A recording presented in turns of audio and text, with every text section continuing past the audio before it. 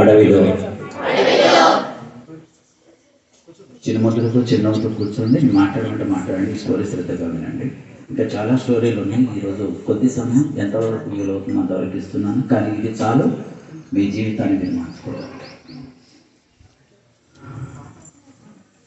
మీ ఉపాధ్యాయులు కూడా దీన్ని సద్వినియోగం చేసుకుంటే వారి కోరికలు ఏవైతే ఉన్నాయో, ఈ జన్మ ఎందుకు వారికి రాబడిందో ఆ జన్మను కూడా వారు ధన్యత చేకూర్చుకుంటారు. ఉపాధ్యాయులు ఈ పాటికే ఓపెన్ చేసి యూట్యూబ్ ఛానల్ సబ్స్క్రైబ్ చేసి ఉండొచ్చు.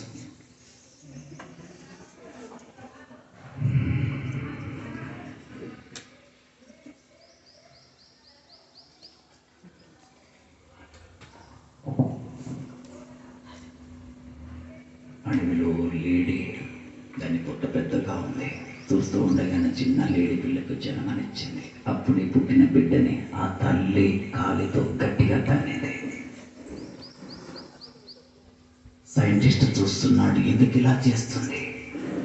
20 సంవత్సరాలుగా ఎప్పుడు ఇలా జరగలేదు.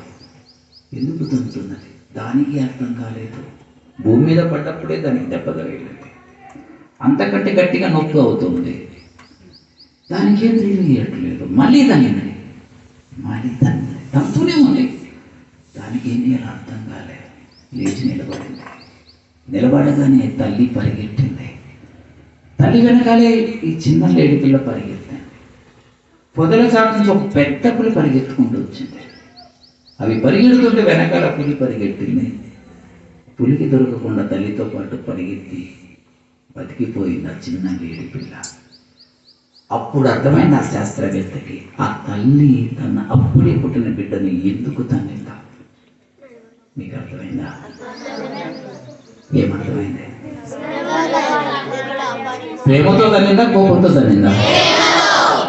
పొదల చాటున దాగిన పెద్ద పులి తల్లి ఎత్తుగా ఉంది కాబట్టి తల్లికి కనపడింది.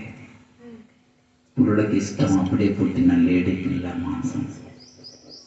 బలైపోతుంది, చచ్చిపోతుంది. గుండెని రాయి వేసుకుంది.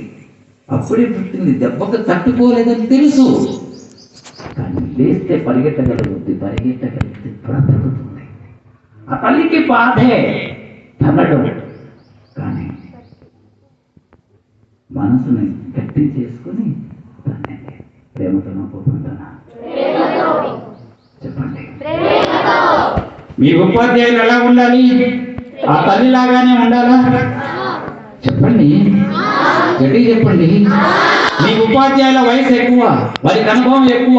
మీకు దురలవాట్లు ఉంటే మీ జీవితం భవిష్యత్తులో ఏమవుతుందో వారికి తెలుసు.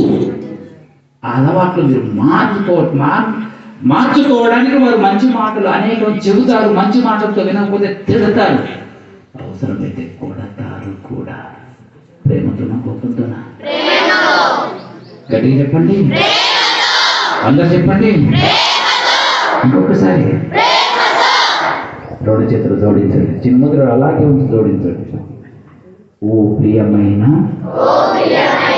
ఉపాధ్యాయులారా, మా జీవితంలో మేము విజయవంతం కావడానికి మమ్మల్ని ప్రేమతో తిట్టండి, కొట్టండి. మేము ఆనందంగా స్వీకరిస్తాం, అర్థం చేసుకుంటాం. మమ్మల్ని మేము మార్చుకుంటాం. ఓం ఓం ఓం. ఇది శ్రీ విజయప్రతాప్ మహారాజ్ ఆధ్యాత్మిక యోగా గురువుల సాక్షిగా నేను ఇస్తున్న మాట. ఓం ఓం ఓం. జై గురుదేవ. మిమ్మల్ని మీరు మార్చుకోవడానికి మీ ముందు ఉన్న ఒక మాత్ర అవకాశం ఆనంద తాండవం.